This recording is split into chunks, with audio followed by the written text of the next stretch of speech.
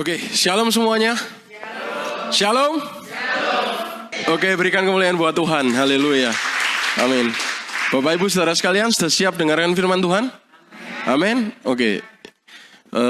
Sebelum kita akan dengarkan firman Tuhan, mari kita sekali lagi akan berdoa. Ya, di hadapan Tuhan. Tuhan Yesus, terima kasih. Kami mengucap syukur di hadapan Tuhan.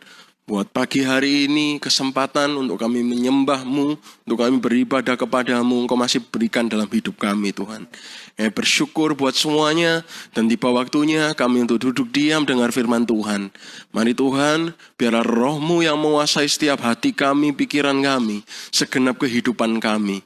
Dan biarlah Tuhan tanah hati kami adalah tanah hati yang subur. Sehingga ketika kebenaran firman-Mu dibentangkan, ketika benih firman-Mu ditaburkan Tuhan, itu tidak berlalu dengan sia-sia Tuhan.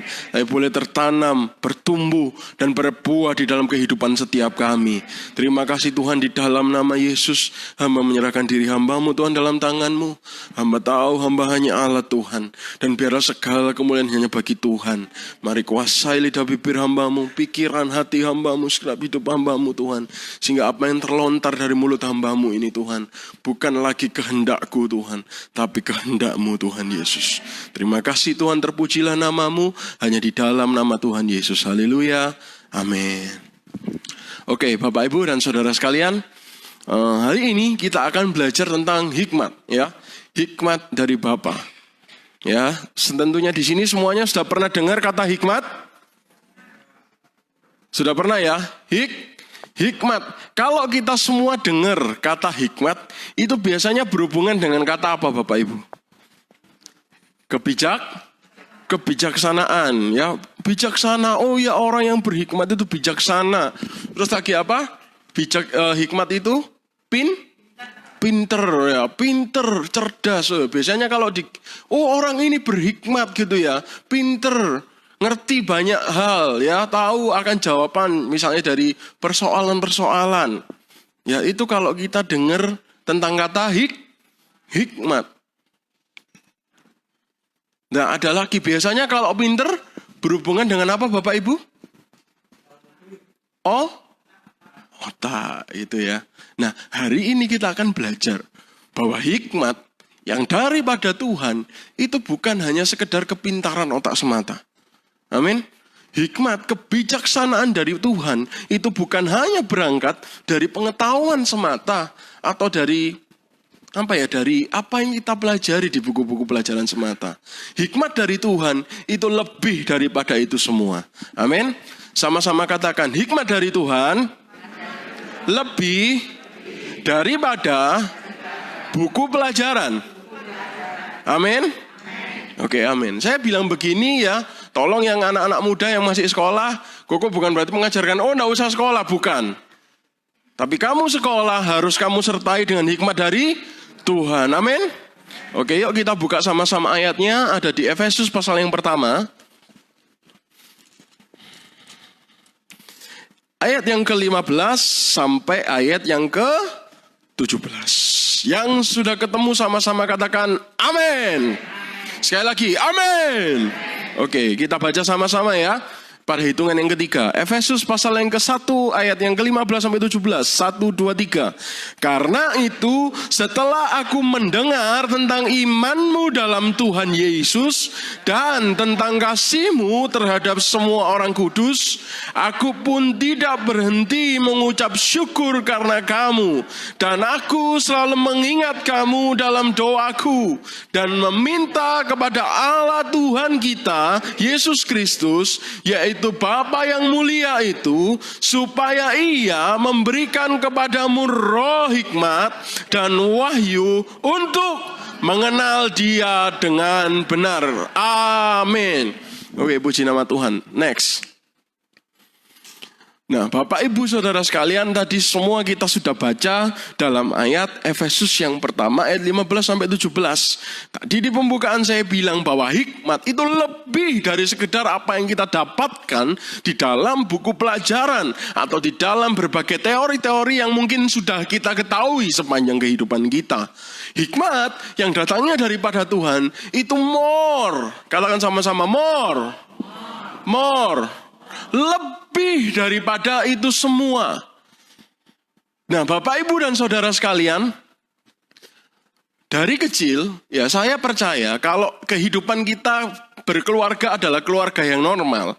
Semua di antara kita pasti dididik untuk jadi anak yang baik. Betul? Anak yang sopan gitu ya, baik hati, rajin menabung gitu ya Bapak Ibu ya. Pokoknya pendidikan Pancasila lah dan PPKN ya.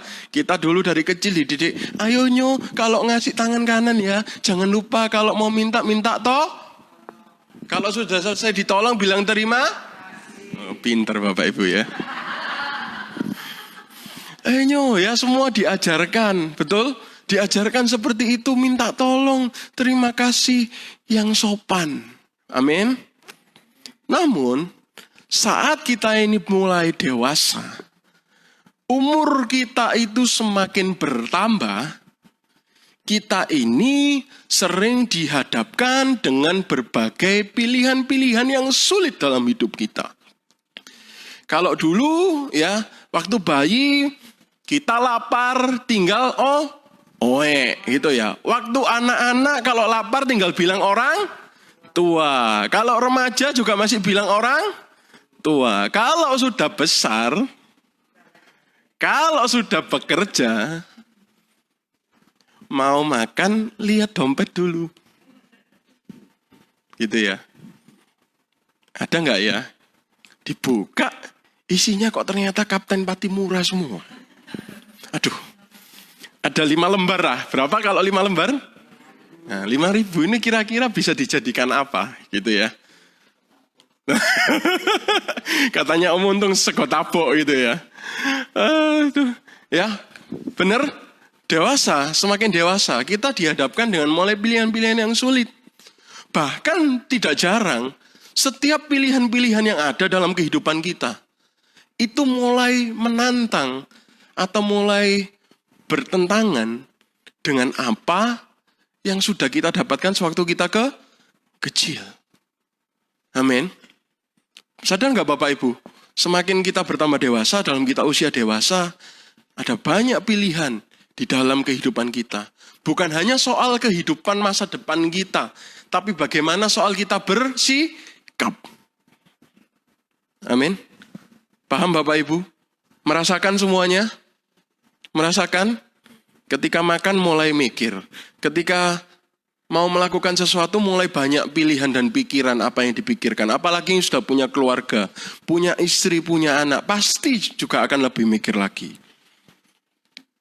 Nah Bapak Ibu Saudara sekalian, seringkali kita ini di dalam kehidupan kita itu menemukan satu pilihan-pilihan yang sulit. Terkadang untuk jadi baik pun itu bisa menjadi salah di dalam kehidupan kita. Pernah dengar istilah kacang lupa kulitnya, Bapak Ibu? Pernah? Ya. Kita baik tolong orang, tapi bagai kacang lupa kulitnya. Atau bahkan bukan cuma kacang lupa kulitnya, sudah ditolong malah mentung. Kita temui. Apakah boleh kepentung? Boleh. Tapi kalau kepentung terus saudara?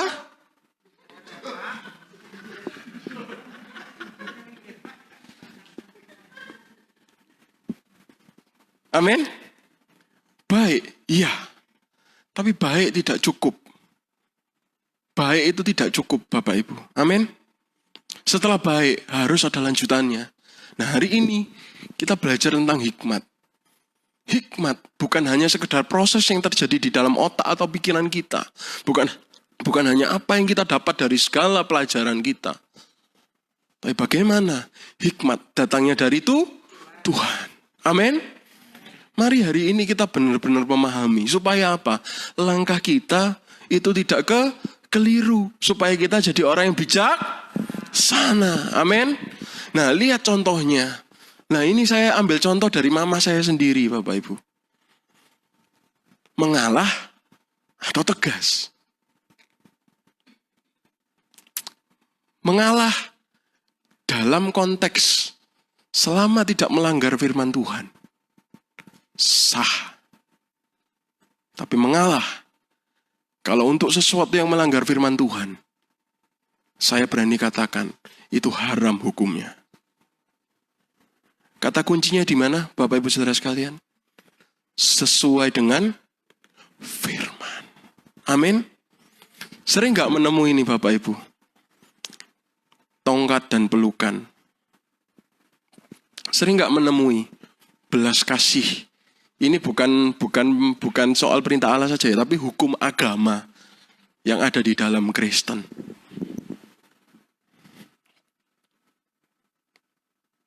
Bapak Ibu ingat kisahnya tentang orang Samaria yang baik hati? Halo? Ketika ada imam dan orang Lewi lewat, apa yang mereka lakukan? Minggir. Dulu guru sekolah minggu saya itu mengajarkan, ya. Oh, orang Lewi sama imam itu lewat karena mau pelayanan. Nah, ini juga bisa terjadi dalam hidup kita. Seandainya Bapak Ibu, di jalan, kita lihat ada korban, tabrak lari. Sedangkan kita mau berangkat pelayanan, apa yang kita pilih? Pernah berpikir seperti itu Bapak Ibu? Halo? Halo? Bisa jawab? Ada yang bisa jawab? Angkat tangan. Oh iya, sebaiknya aku nolong lah wis bapak pelayanan ini nanti ae. Oh ya wis gak isa lah, Tuhan tetap nomor 1, aku pelayanan dulu wis bapak. Gak ada sing nulungi bapak. Ada yang bisa jawab mana yang benar? Angkat tangan Bapak Ibu. Ini yang benar Ndre.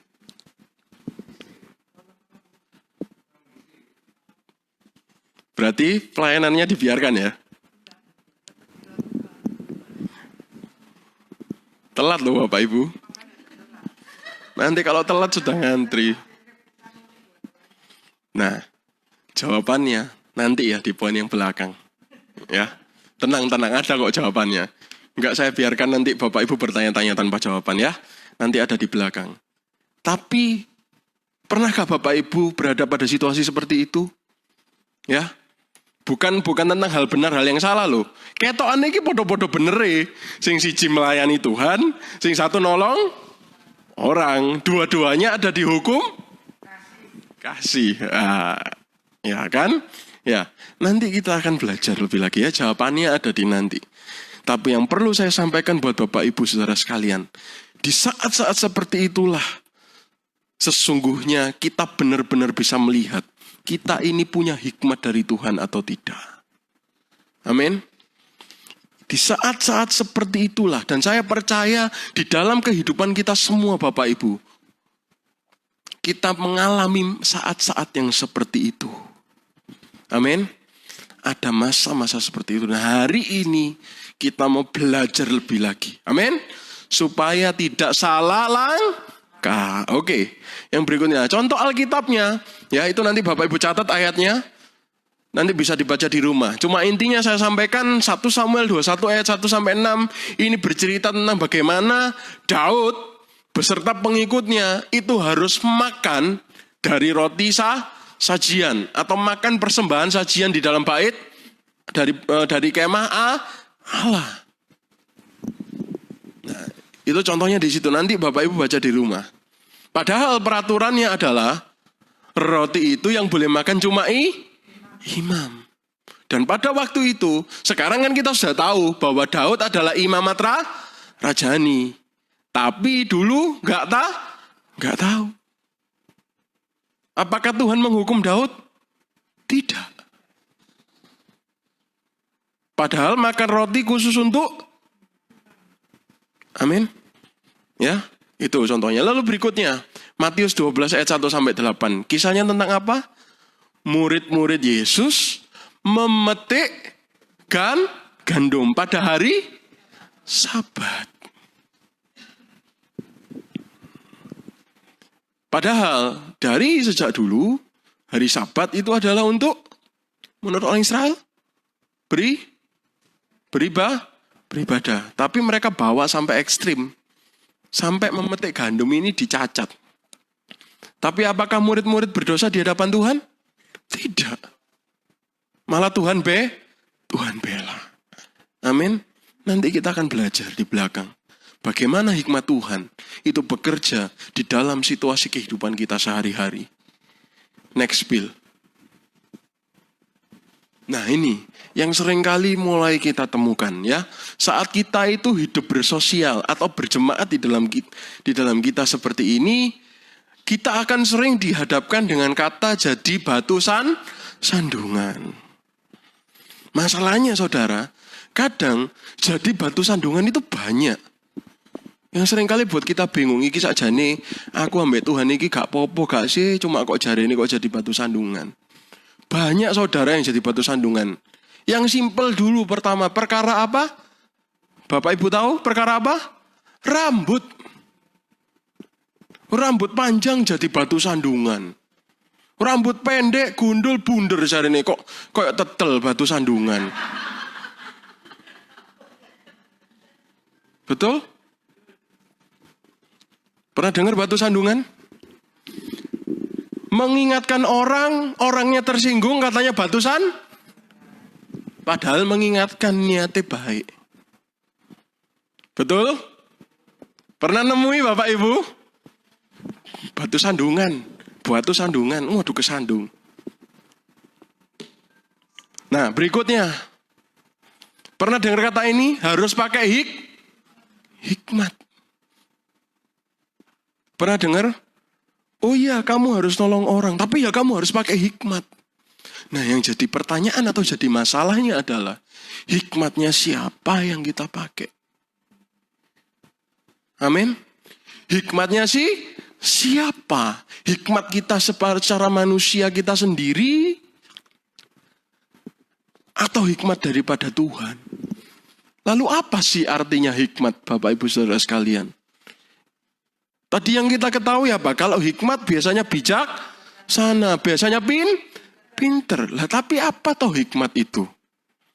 Saudara, Bapak Ibu Saudara sekalian, orang paling pintar di dunia pun, Bapak Ibu tahu, yang kapan hari beberapa tahun lalu habis meninggal? Stephen Hawking. Apakah dia percaya Tuhan? Enggak. Lalu apa sih hikmat itu loh? Orang pinter kok bukan? Loh gini kok ya bukan?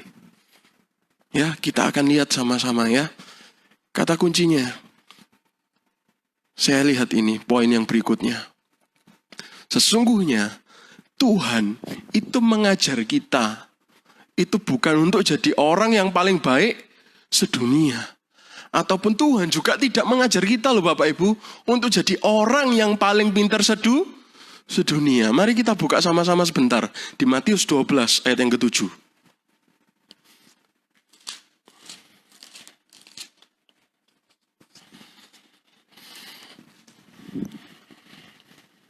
Saya akan bacakan buat Bapak Ibu sekalian. Bapak Ibu bisa perhatikan. Kata kuncinya adalah, jika memang kamu mengerti maksud firman ini, yang ku kehendaki. Apa Bapak Ibu yang ku Sekali lagi yang ku kehendaki. Siapa yang berkehendak? Tuhan. Itu kata kunci pertama. Kehendak Tuhan. Oke, berikutnya. Kembali lagi ke Efesus pasal yang pertama. Ya, silahkan dibuka lagi Efesusnya. Efesus 1. Ayat yang 17 saya akan bacakan buat Bapak Ibu Saudara sekalian. Dan meminta kepada Allah Tuhan kita Yesus. Apa kata kunci berikutnya? Sama-sama lagi meminta. Amin Bapak Ibu. Kata kuncinya mengenai hikmat ada dua. Yang pertama adalah yang Tuhan kehendaki. Dan yang kedua adalah meminta. Oke, berikutnya. Di dalam Efesus 1 ayat 17 ada kata hikmat. Hikmat di dalam bahasa aslinya adalah Sophia. Sama-sama saya, Sophia. Sekali lagi, Sophia. Sophia punya arti yang pertama adalah kebijaksanaan. Dan yang kedua adalah pengetahuan. Dalam kurung Bapak Ibu bisa lihat, baik pengetahuan secara manusiawi ataupun juga pengetahuan secara ilahi. Dan yang ketiga adalah pemahaman akan sesuatu. Tahu ya, yang pertama apa tadi? Sofia. Yang kedua? Yang ketiga? Oke, paham semuanya? Oke, dikip dulu. Next, berikutnya. Nah, yang berikutnya, di dalam Efesus 1 ayat 17 juga disebut kata wahyu, gitu ya. Bukan Bapak Wahyu Kristianto, bukan. Tapi ini wahyu, ya.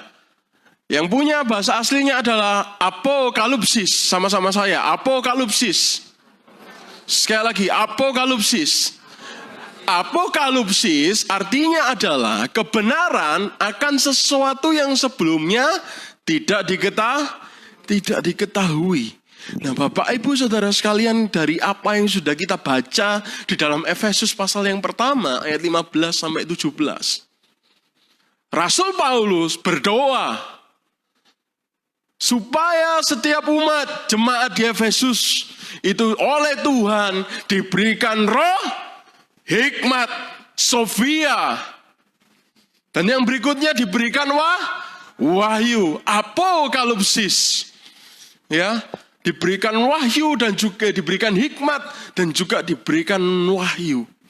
Kalau kita lihat dari artinya, apalagi tentang wahyu ini, kebenaran akan sesuatu yang sebelumnya tidak diketahui. Sebelumnya itu tidak diketahui loh oleh kita, Bapak Ibu Saudara sekalian. Terus bagaimana caranya? Next, Bill. Bapak Ibu Saudara sekalian, Amsal pasal 9 ayat yang ke-10 bisa dicatat di rumah.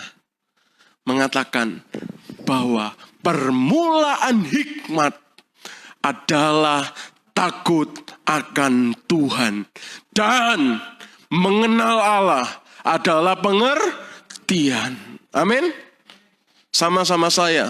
Permulaan hikmat adalah takut akan Allah. Mengenal Tuhan adalah pengertian. Amin. Amin. Jadi hikmat, segala sesuatu yang tidak kita ketahui, segala apa yang harus kita pahami. Hikmat itu datangnya dari siapa? Tuhan. Amin. Jadi tidak ada cara bagi kita untuk mendapatkan hikmat yang sejati kalau kita tidak meminta kepada Tuhan. Amin. Hikmat yang sejati datangnya adalah daripada Tuhan. Dan saya percaya hikmat yang datang daripada Tuhan akan membuat hidupmu dan hidup saya akan mengalami apa yang namanya keakuratan. Amin. Keakuratan. Sama-sama saya. Akurat. Sekali lagi akurat. Kita akan mengalami apa yang namanya keakuratan. Amin. Keakuratan itu artinya apa? Engkau dalam memilih setiap pilihan yang ada di dalam hidupmu, engkau akan memilih pilihan yang tepat. Amin. Di dalam setiap keputusan hidupmu, engkau akan membuat keputusan hidup yang tepat. Amin. Makasih Om. Maaf saudara-saudara ya. Kesel. Makasih Om. Tuhan berkati.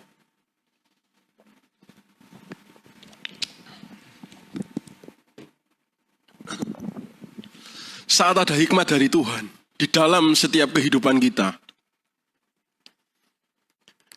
Di dalam kehidupan kita, kita akan mengambil keputusan yang tepat, dan tepat. Karena seringkali Bapak Ibu pahami atau tidak.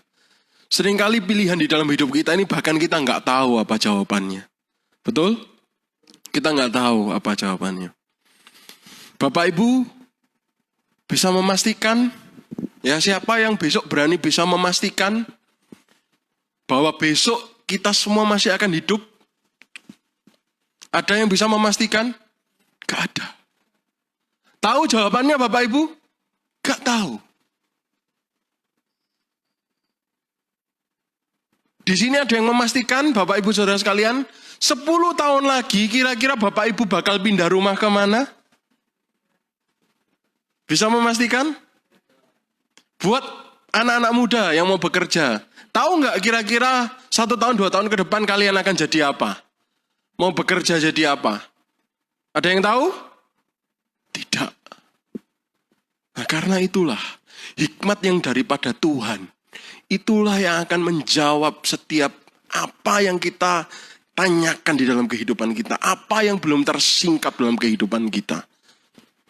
Karena kita nggak tahu Bapak Ibu. Kadang pilihannya kita sudah pertimbangkan masak-masak. Kita sudah timbang kelebihan kekurangannya. Tetap bisa meleset loh saudara. Betul? Bisa loh meleset. Tapi saat ada hikmat dari Tuhan. Itu turun atas hidup kita. Maka apapun yang kita ambil. Apapun yang kita pilih. Itu akan diberkati oleh Tuhan. Sehingga apapun yang kita ambil akan boleh berhasil. Karena ada Tuhan yang kita libatkan di dalamnya. Amin. Itulah hikmat Tuhan Bapak Ibu. Jadi hikmat itu bukan cuma dari buku pelajaran. Tapi hikmat yang sejati. Yang kau lakukan sebelum engkau memutuskan apa yang ada dalam hidupmu. Efesus 1 tadi. Ayat yang ke-17. Mulai dari ayat 15 sampai 17. Sebelum mulai melakukan sesuatu, libatkan Tuhan di dalamnya. Amin. Nah, kalau kita ini sudah diberi Tuhan hikmat yang sejati, kita nggak akan lagi kebingungan antara hikmat dengan iman. Betul? Seringkali kita bingung, betul? Wah, iki aku beriman, rek. Tapi kok gak berhikmat yo? Aku wis ngerti aku loro. Tapi di Alkitab diajarkan kan Tuhanku maha penyembuh, betul? Tapi lek gak ke rumah sakit, kok gak berhikmat yo? Kan Tuhan juga pakai dokter. Nah biasanya kan gitu ya. Bingungnya ya Bapak Ibu ya. Betul? Pas sakit ya sembahyang atau ke rumah sakit. Loh, ke rumah sakit loh juga Tuhan juga pakai dokter. Pilih yang mana yang tepat Bapak Ibu? Sembahyang dulu, betul. Ya. Cuma kadang ada Bapak Ibu yang kita temui. Doa, tidak mau minum obat, tambah parah, tambah meninggal. Tapi juga ada Bapak Ibu ke rumah sakit, ya toh? Tetap meninggal juga.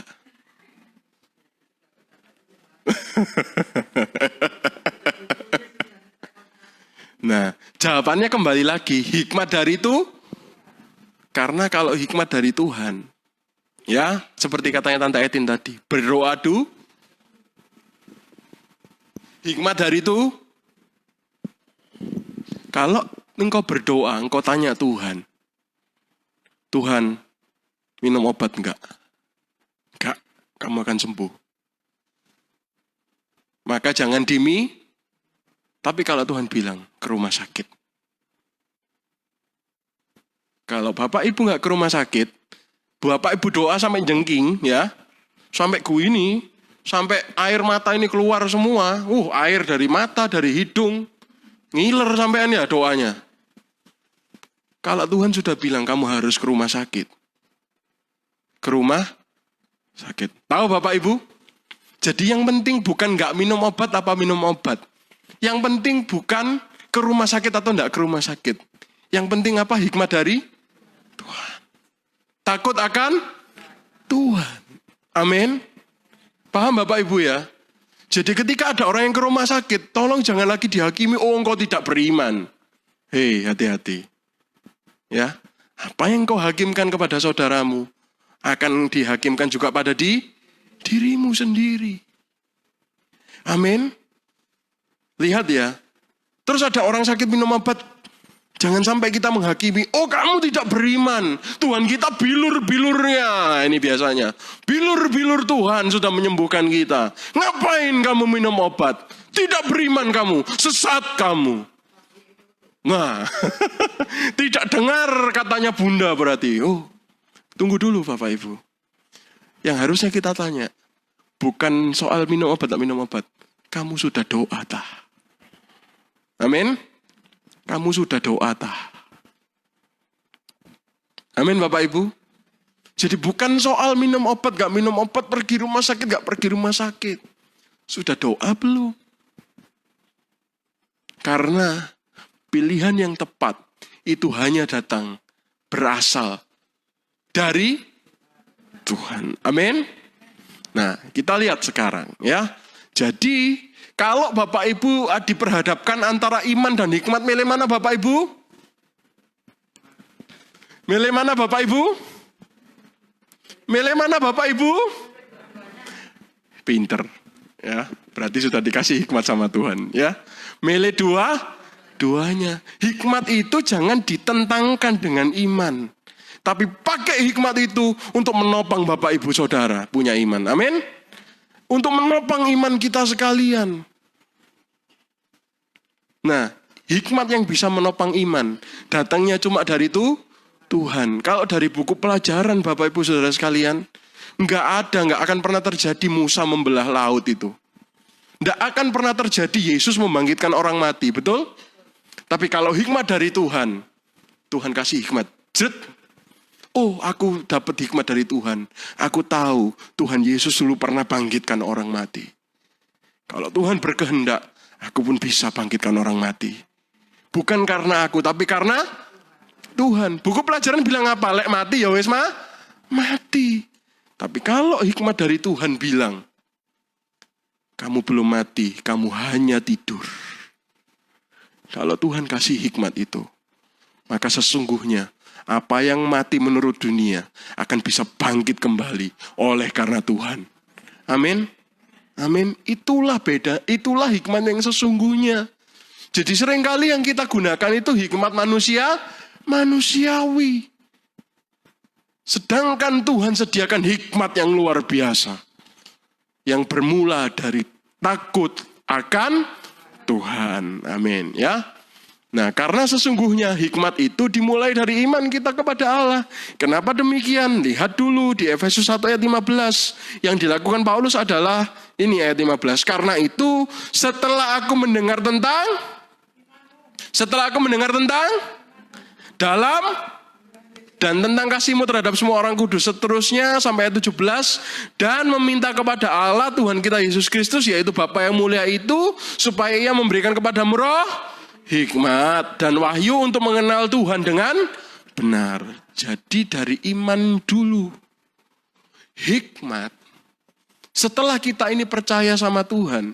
Kalau kita nggak percaya sama Tuhan, kita doa sama Tuhan Bapak Ibu? Enggak, betul? Tapi kalau kita percaya sama Tuhan, kita doa sama Tuhan. Nah dari situ, hikmat Tuhan tuh turun. Dan itu kita pakai untuk menguatkan iman kita lebih lagi. Karena itu Bapak Ibu Saudara sekalian, periksa hikmat apa yang ada dalam hidup kita. Hikmat manusiawi ataukah hikmat yang berasal dari Tuhan. Amin.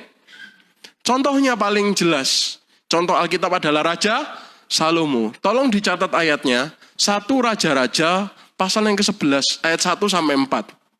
Nanti dibaca di rumah. Atau kalau perlu Bapak Ibu baca semua kisahnya tentang Raja Salomo.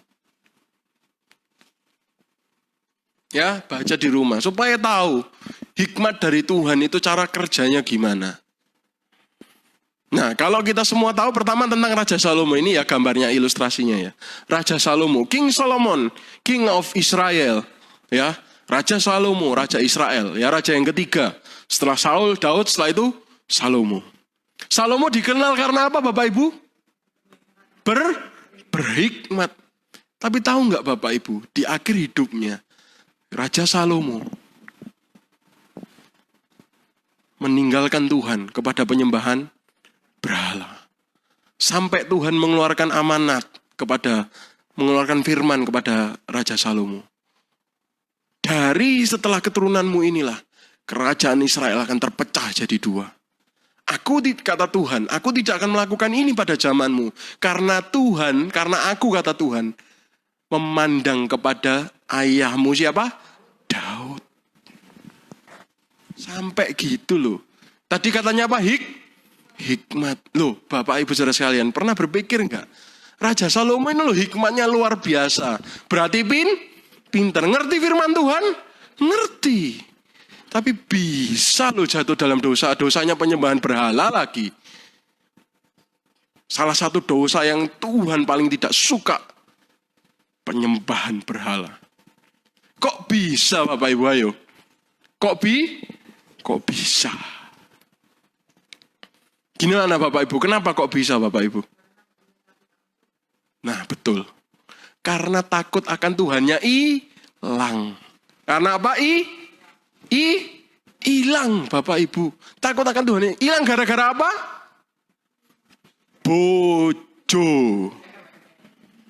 Ya. Hilang karena bojo. Kenapa? Raja Salomo mengambil istri dari bangsa-bangsa yang tidak mengenal Tuhan. Sudah gitu banyak lagi Bapak Ibu. Di Alkitab tertulis sampai ratusan loh. Nah, 700-an. Banyak Bapak Ibu. Padahal di zaman waktu Israel itu mau meminta raja, Tuhan sudah sampaikan salah satu ketetapannya. Janganlah engkau punya istri terlalu banyak, supaya istrimu itu tidak, istilahnya apa ya, membelokkan hatimu daripadaku, kata Tuhan. Amin. Apa yang dilakukan Salomo? Takut Tuhannya hilang Bapak Ibu. Dia ambil istri, sudah istrinya orang yang gak kenal Tuhan, sudah gitu apa? Buahnya poligami, tepak wis. Akhirnya apa? Takut akan Tuhannya hilang. Lah kalau sudah hilang takut akan Tuhannya, hikmahnya juga hilang. Loh ini loh Bapak Ibu. Tahu? Walaupun pinter, walaupun bijaksana, tapi kalau sudah takut akan Tuhannya hilang. Betul. Akhirnya jatuh dalam dosa. Amin Bapak Ibu. Paham ya? Paham ya? Jadi hikmat itu bukan cuma soal cara berpikir kita, bukan cuma soal kita ini belajar lain sebagainya. Nah sekarang pertanyaannya, hikmat, langkah prakteknya untuk dapat hikmat itu dari mana? Berikutnya. Apa Bapak Ibu baca sama-sama yang keras? 1, 2, 3. Sekali lagi 1, 2, 3. Dari mana? Berdoa. Apapun yang akan kita pilih, apapun yang akan kita lakukan, bawa itu semuanya dalam doa. Caranya cuma itu, saya tulisnya cuma 1, bawah itu bukan pilihannya, itu ayatnya. Ya, nggak ada cara yang lain. Amin. Nggak ada namanya cadangan, nggak ada namanya jalan pintas. Caranya cuma 1, doa. Itu pula yang Bapak Ibu sudah baca dari Efesus pasal yang 1 ayat 15 sampai 17. Dalam meminta hikmat yang Rasul Paulus lakukan. Yang pertama Paulus lakukan bukan mengajar jemaat Efesus. Yang Paulus pertama lakukan adalah doa. Amin. Sama-sama saya katakan doa. Doa. Doa Bapak Ibu. Amin. Berdoa. Dari berdoa, hikmat Tuhan akan turun atas setiap kita. Amin. Next berikutnya. Jadi, ketika kita sudah berdoa dan kita menerima hikmat dari Tuhan, kita ini tidak akan lagi mengalami kebingungan antara iman, antara hikmat, antara iman, antara hikmat. Karena sesungguhnya hikmat yang daripada Tuhan itu berangkat dari iman percaya kita kepada Tuhan. Karena kita takut akan Tuhan, karena itulah ada hikmat yang datangnya daripada Tuhan. Next berikutnya. Nah ini rangkuman dari apa yang sudah kita dengar barusan. Saya akan bacakan. Hikmat dari Bapa. Marilah kita meminta hikmat kepada Tuhan, sebab hikmat yang sejati hanyalah berasal dari Tuhan. Biarlah hikmat itu tak menjadi penghalang bagi kita untuk percaya kepada Tuhan, melainkan kita pergunakan untuk menopang iman percaya kita kepada Tuhan. Tiada kamus, tiada buku, tiada Google, dan juga tiada guru. Untuk menjadi tahu, bertanyalah kepada yang Maha Tahu, Yesus Kristus Tuhan. Amin. Tuhan Yesus memberkati.